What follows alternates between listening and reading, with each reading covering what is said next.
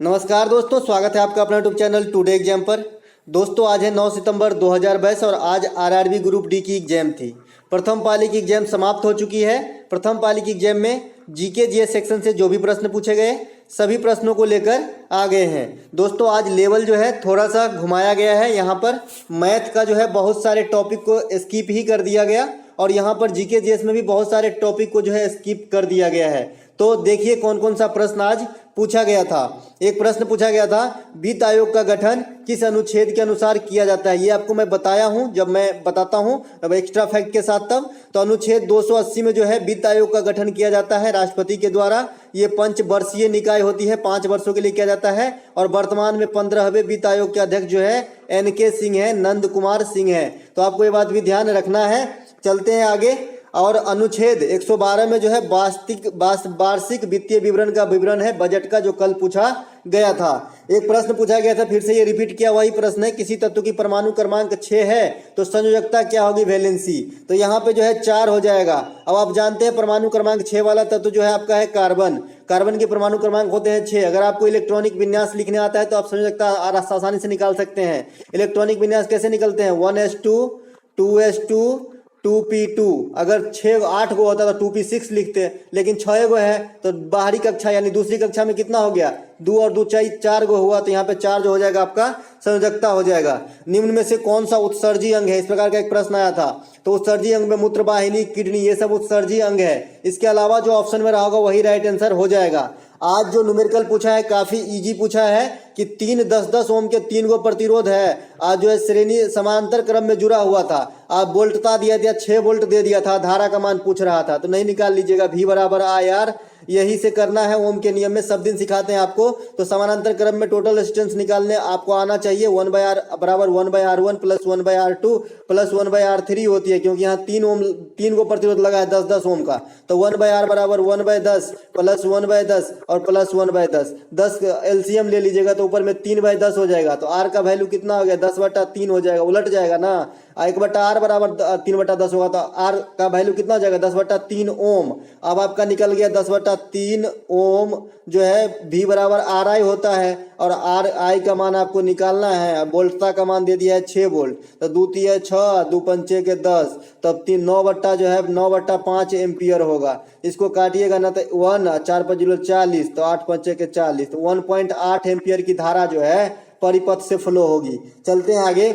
एक प्रश्न आया था, इनमें से कौन सा पौधा एक लिंगी है। ऑप्शन के अनुसार पपीता और गुल्लर ये एक लिंगी होते हैं। अगर फल पूछा गया होता तो खीरा हो जाता। तो इस प्रकार के देख लीजिएगा कि ऑप्शन में क्या आया था। इसका एग्जैक्ट चारों ऑप्शन नहीं मिल पाए हैं, ठीक है। एक लिंगी उभय लिंगी भी होते हैं, आप पढ़े ही होंगे बायो के अंदर।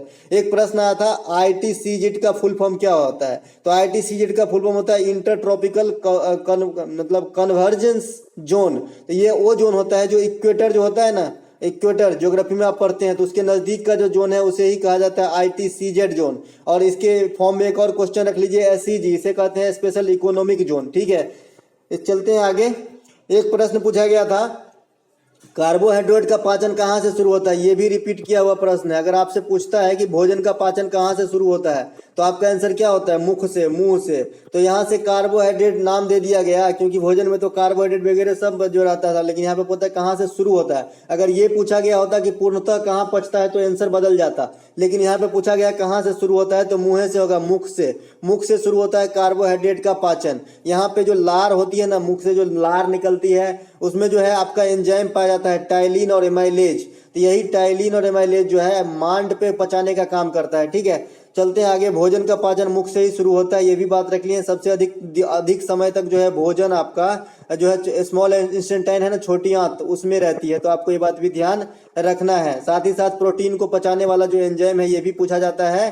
तो पेप्सिन और रेनिन है, क्या पेप्सिन और रेनिन जो है आपका, ये है आपका मतलब प्रोटीन को पचाने वाला एंजाइम जो प्रोटीन को पेप्टाइड्स में बदल देते हैं, सरल प्रोटीन में। चलते हैं आगे।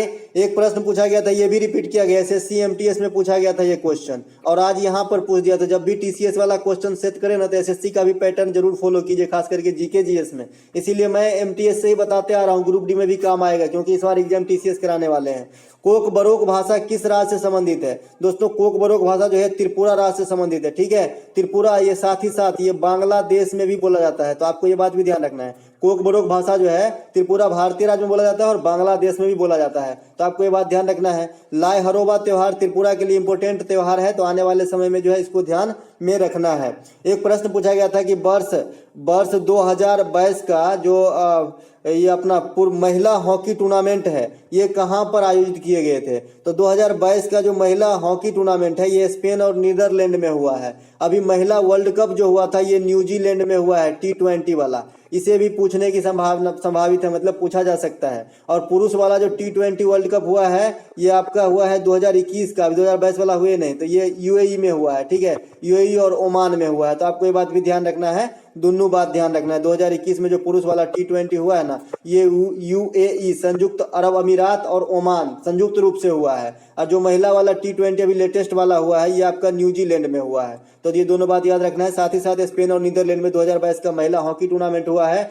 और पुरुष वाला जो हॉकी वर्ल्ड कप छठा संस्करण होगा ये आपका 2023 में होगा, भारत में ही होगा। कहाँ पर? उड़ीसा के भुवनेश्वर और राउरकेला में होगा। इसके बाद 2023 का जो मेन वाला ICC वर्ल्ड कप है 50 ओवर वाला, तो ये भी भारत में होगा, ठीक है। तो आपको ये सब ध्यान रखना है। चलते हैं आगे। एक प्रश्न यहाँ पे आज पूछा गया था, यदि लेंस की फोकस दूरी 30 सेंटीमीटर लेंस की क्षमता, तो पावर बराबर क्या होता है? 1/f मीटर होता है। इसी में आपको रख देना है, जो भी आंसर आएगा उसके नीचे आगे D लगा देना है, डायोप्टर। तो करके देख लीजिए। सेमी को पहले जो है आपको मीटर में बदल लेना है, नहीं तो 100/100 कर सकते हैं आप, ठीक है। तो इसको मैं पहले से बदल दूंगा और क्या। तो यहाँ पे देख लीजिए P बराबर क्या हो जाएगा? 30/100 के बाय में 1। तो 100 फोकस दूरी भी आप कर सकते हैं डायरेक्ट। यही बताना चाह रहा हूँ कि P बराबर आप 100 फोकस दूरी कर सकते हैं अगर सेंटीमीटर में दिया है तो, ठीक है। तो इतना चीज कर ही सकते हैं, तो आप कर लीजिए। तो P बराबर कितना हो जाएगा? एक तो इस तरीके से है 1/1 मतलब 30/100, 100 ऊपर जाएगा तो 30 नीचे आ जाएगा, तो है ना। तो एक जी मतलब क्या होगा? 3.3 के समथिंग हो जाएगा, ठीक है। इतना डायोप्टर जो आपका आंसर हो जाएगा, 100/30 हो जाएगा, ठीक। चलते हैं आगे। एक प्रश्न पूछा गया था कि बिरिंजक चूर्ण के बारे में क्या कथन सत्य है और असत्य है। कथन के रूप में पूछा गया था। आज बिरिंजक चूर्ण का नाम नहीं पूछा गया था या रासायनिक सूत्र नहीं पूछा गया था, बिल्कुल नहीं, क्योंकि ये जो क्वेश्चन बताया है इससे मैं पहचानता हूं इस लड़के को। तो ये इसका बिरंजक चूर्ण के बारे में सबसे पहले रासायनिक सूत्र क्या होता है? CaOCl2 होता है, ठीक है। और ये जो है ऑक्सीडेशन के माध्यम से रंग को उड़ाता है, ये रंजक का भी काम करता है। दाग धब्बे हटाने में जो इसका उपयोग करते हैं ना हम लोग, दाग धब्बे भी हटाने में इसका उपयोग कर लेते हैं। ऑक्जेलिक अम्ल का भी करते हैं, ठीक है। तो ऑक्सीडेशन के माध्यम से ये जो है ये कर पाता है बिरंजक चूर्ण। बिरंजक चूर्ण का रासायनिक नाम की बात करेंगे तो कैल्शियम हाइपोक्लोराइड है, रासायनिक सूत्र CaOCl2 है, ठीक है। और यहाँ पे जीवाणुरोधी के तौर पर भी इस्तेमाल किया जाता है। कल पूछा गया था कि कुआं वगैरह किस चीज से साफ कर सकते हैं, तो बिरंजक चूर्ण से, ठीक है। इसे ब्लीचिंग पाउडर भी कहते हैं। चलते हैं आगे।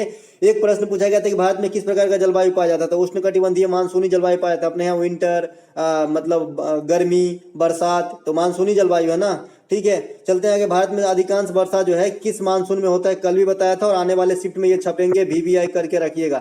अधिकांश वर्षा जो है दक्षिण पश्चिम मानसून में होता है भारत में, ठीक है। उत्तर पूर्वी मानसून में जो वर्षा होती है तमिलनाडु में वर्षा होती है। एक चीज और बताया था मैंने कि आम्र वर्षा जो होता है ये आपका केरल में होता है, जो आम के फल के लिए अच्छा होता है, इसीलिए इसका नाम दे दिया गया आम्र वर्षा। लौटते हुए मानसून में वर्षा जो है उड़ीसा तमिलनाडु वगैरह में हो सकती है, ध्यान रखिएगा। एक प्रश्न आवर्त सारणी से आया था कि आवर्त सारणी के आवर्त में बाएं से दाएं जाने पर धात्विक गुण पर क्या प्रभाव पड़ेगा। दोस्तों आवर्त सारणी का होल वीडियो आपको दे दिया हूं, वहीं से सारा दिन एक या दो क्वेश्चन पूछे जाते हैं। अगर आप अब नहीं देखे तो इसमें हमारी कोई गलती नहीं है, मैंने PDF भी आपको दे दिया है, तो आपको अच्छे से रीड कर लेना है। वीडियो देख के PDF को रीड करना है 2-3 बार और आपका आवर्त सारणी से 1-2 नंबर फिक्स हो जाएगा। ध्यान रखिए, बहुत कॉमन क्वेश्चन पूछा जा रहा है कि कितना तत्व है, तो 118 गो तत्व है ज्ञात। कितना धातु है और कितना अधातु है, तो 91 धातु है। कितना अधातु है, 20 गो अधातु है। कितना उपधातु है, 7 गो उपधातु है। कितना जो इस प्रकार से पूछा जाता है अक्रिय गैस कौन समूह में है, तो ये सब पूछा जा रहा है। अक्रिय गैस जो 18 में है, हैलोजन 17 में है, तो ये सभी पूछा जाता है। और आधुनिक का खोजकर्ता कौन है, मोसले है। प्राचीन का कौन है, मेंडेलीव है। यही सब पूछा जाता है। और आज पूछा गया तो ये यहाँ पर घटेगा, जब आवर्त में आप बाएं से दाएं जाएंगे तो उसका धात्विक जो मेटेलिक प्रॉपर्टीज होते हैं वो घटेगा, ठीक है। एक प्रश्न पूछा गया था जीवों का निवास स्थान क्या कहलाता है, तो बायोम कहलाता है अकॉर्डिंग टू मी, लेकिन यहाँ पे मुझे ऑप्शन इसका नहीं प्राप्त हुआ है। अगर इस प्रकार का क्वेश्चन होगा किसी विशेष क्षेत्र में रहने वाले जंतुओं के समूह को क्या कहते हैं, तो फौना भी कहते हैं। अगर आप SSC का एग्जाम देते हैं तो फौना और फ्लोरा जानते होंगे। जो पेड़ पौधा होते हैं उसे फ्लोरा कहते हैं विशेष रीजन में, और जो जंतु होते हैं उसे फौना कहते हैं। तो डिपेंड करता है कि ऑप्शन में क्या था। वैसे बायोम भी होता है जहां पर जीव निवास करते हैं। एक प्रश्न पूछा गया था फीफा 2022 का आयोजन कहाँ हुआ, तो फीफा 2022 का आयोजन कतर में होना है और इसमें जो है फीफा के लिए भारत को जो है अयोग्य घोषित कर दिया गया है। तो आपको ये बात भी ध्यान रखना है, इसीलिए चर्चा का विषय बन जाता है और ये जो है एग्जाम में आने की काफी संभावना होती है। अब बात करें जो फीफा अगला वाला होगा 2022 के बाद 2026 में फीफा फुटबॉल का वर्ल्ड कप है जी, तो ये कनाडा, मैक्सिको और यूके में होगा। तो इतना बात आपको ध्यान रखना है। साथ ही साथ एक प्रश्न ग्राम पंचायत से आया था, आपको बता दूं ग्राम पंचायत से जो कुछ भी प्रश्न है तो मैं आपको यहाँ पे आंसर दे दूंगा, उससे जो भी प्रश्न पूछा होगा, प्रश्न तो प्राप्त नहीं हो पाए लेकिन इतना पता है कि ग्राम पंचायत से प्रश्न प्राप्त हुए। तो 73वां संविधान संशोधन 1992 में होता है। त्रिस्तरीय पंचायती व्यवस्था लागू करना की अधिनियम है। 73वें संविधान संशोधन के द्वारा जो है 11वीं अनुसूची जोड़ी जाती है। 11वीं अनुसूची में 29 भाग है, ठीक है। 9वां भाग भी ग्राम पंचायत से संबंधित है। आर्टिकल 40, आर्टिकल 243 भी ग्राम पंचायत से संबंधित है। अशोक मेहता समिति, बलवंत मेहता समिति, इसमें अशोक जो है द्विस्तरीय है, बलवंत त्रिस्तरीय है। ये दोनों समितियां जो है पंचायत राज व्यवस्था संबंधित है। पंचायती राज व्यवस्था का हेडक्वार्टर जो है यह हैदराबाद में स्थित है। आपको पंचायत सदस्य बनने के लिए उम्र 21 वर्ष होना चाहिए। पंचायतों का कार्यकाल 5 वर्षों का होता है। पंचायत में चुनाव राज्य चुनाव निकाय करवाती है। तो इतनी बात है पंचायत से, ठीक है। चलते हैं आगे दोस्तों। यहाँ पे जो भी हुआ, जितने भी प्रश्न प्राप्त हुए आपको बताएं और ये PDF आप टेलीग्राम से जरूर ले लें, ठीक है। अगर अच्छा लगा हो तो लाइक कर लीजिएगा। मिलते हैं मैथ वाला वीडियो एनालिसिस के साथ, तब तक के लिए जय हिंद।